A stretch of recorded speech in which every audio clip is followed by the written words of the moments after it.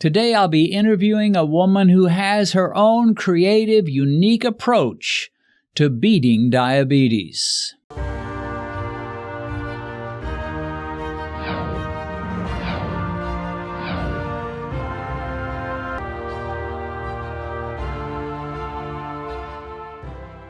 As a result of the books that I've written and the years that I've spent creating videos for YouTube on the subject of diabetes, I've heard from, I suppose, many thousands of former diabetics who tell me how they beat diabetes and their particular method, their approach.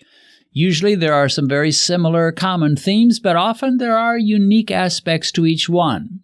But no approach is as unique as the one you'll hear from today. A lady named Lydia, who is a school teacher, a retired school teacher. She's taught business, education, auditing up to the university level. And she was scared about diabetes because her mom had diabetes and 3 of her siblings had diabetes. She was testing her blood sugar, and lo and behold, diabetes began to come on her. She did some research, she watched some videos, she found our YouTube channel. She has beat diabetes, but she's done it in her own unique way. And I think you'll find the interview I do with her fascinating. Let's go now to Lydia. Well, folks, we have another first on Beat Diabetes. This is our first interview with an African. I guess apart from my wife, my wife Benedictus from Nigeria. This lady is named Lydia, and she is from Kenya. Lydia, tell us your full name and the city you live in Kenya. My name is Lydia Wajiko Dongo. I live in Nairobi, Kenya. Okay, very good. Well, I have been in Nairobi many times. As I fly into Kenya, I always end up in Nairobi. And Lydia, you have had some diabetes problems in your own life. And being an African, I think that makes it a little especially hard in some ways. So we're interested in finding out how to beat diabetes African style. But first, tell us a little bit how you first found out you were diabetic and the steps that you took immediately after finding that out. How did it all begin with you, Lydia?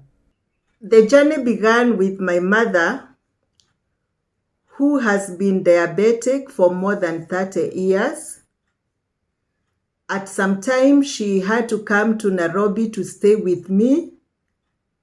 And this is when I realized that this is a serious disease and I just cannot manage it with drugs because the doctors kept on increasing her drugs. In the process, as I managed her, I also learned how to test myself. And at that moment, I also realized that my sugars are getting high. And I really prayed to God to help me so that I can know what to do.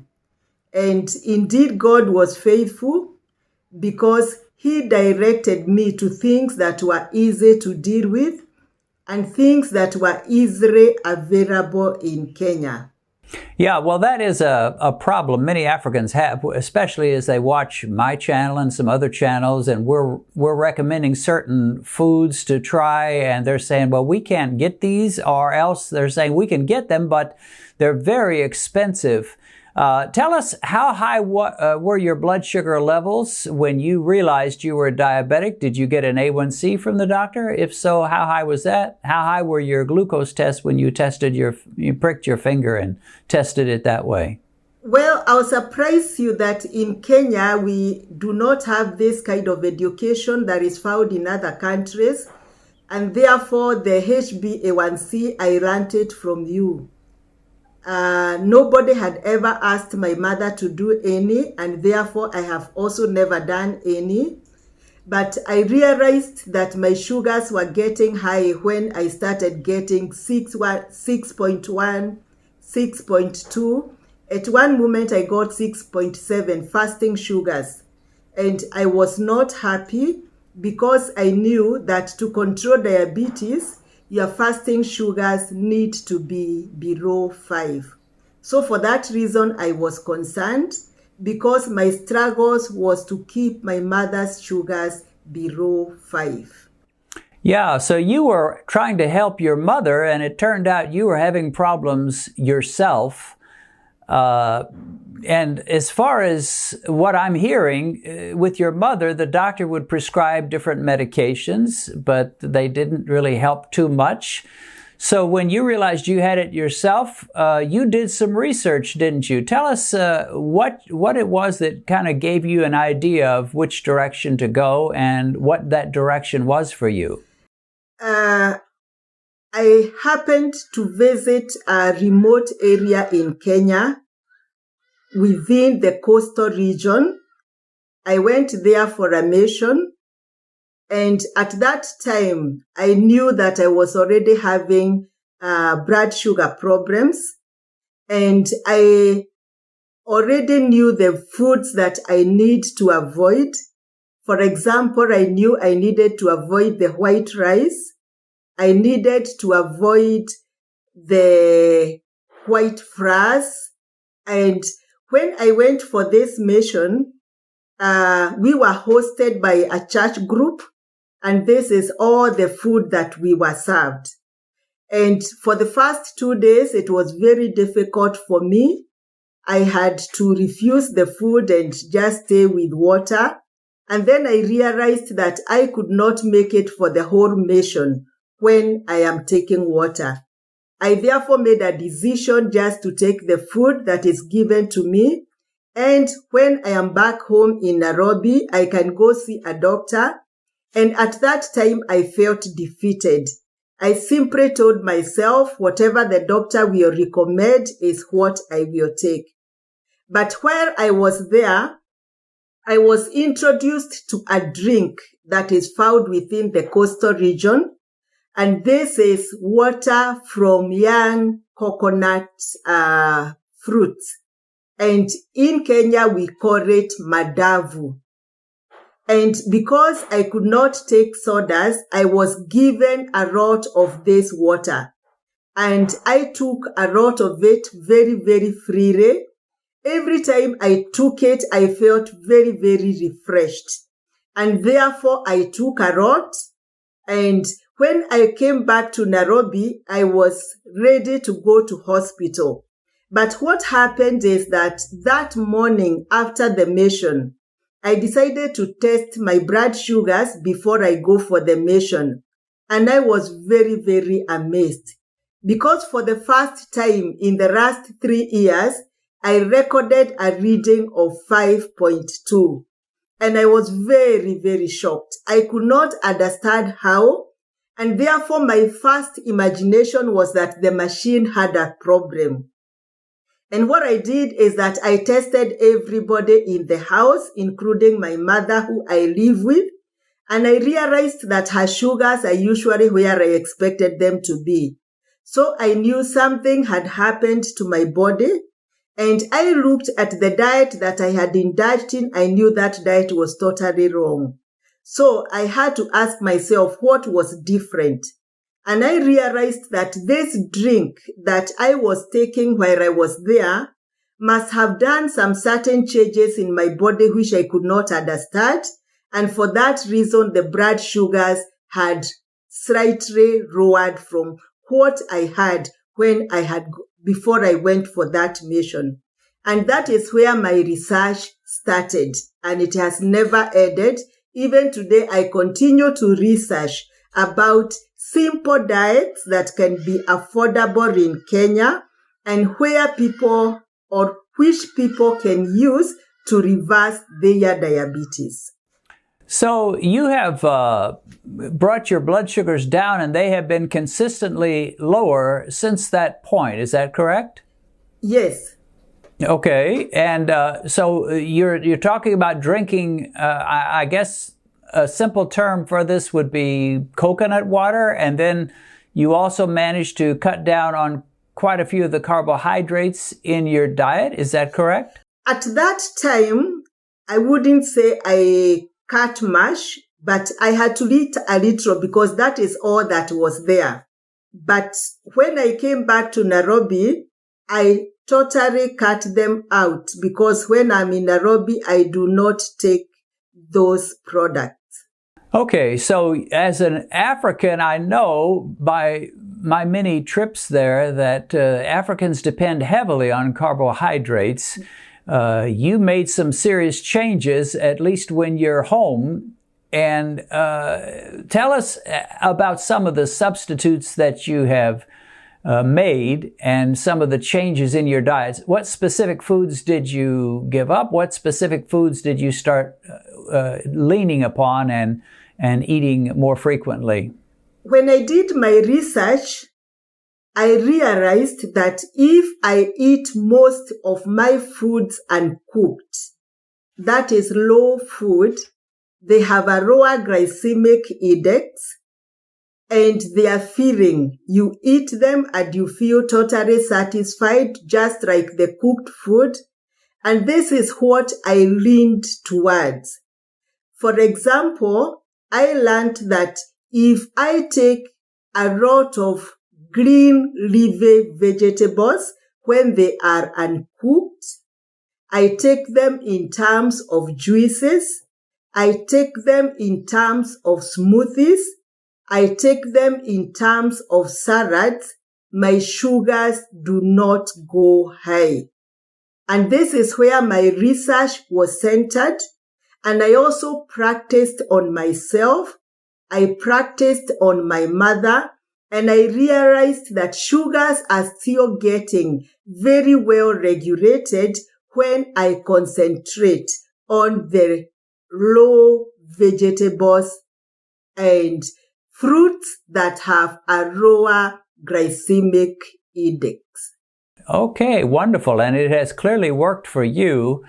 Let's talk about the national staple of Kenya, which is ugali. I'll never forget a time I was with some pastors at a restaurant, and it was an American-style restaurant, although it was in Kenya, and I said, you guys need to try pizza. So I served them all pizza, and they ate the pizza. Afterwards, I said, what do you prefer? What do you like better? This was before I had blood sugar issues myself. But anyway, I said, what do you prefer, ugali or pizza? They all said with one accord, ugali. They all love their ugali. So, but ugali is made from corn, not exactly an ideal food for someone with blood sugar problems. Do you substitute anything for ugali, or did you just give it up, or do you still eat it? Tell us about your relationship with ugali after. And by the way, ugali is a very doughy substance made from corn and water primarily. How have you dealt with the ugali food?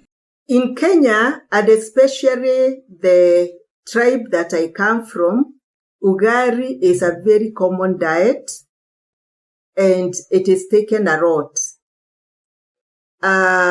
For me, when I discovered that I am having blood sugar issues, I knew that this is a product that has to go.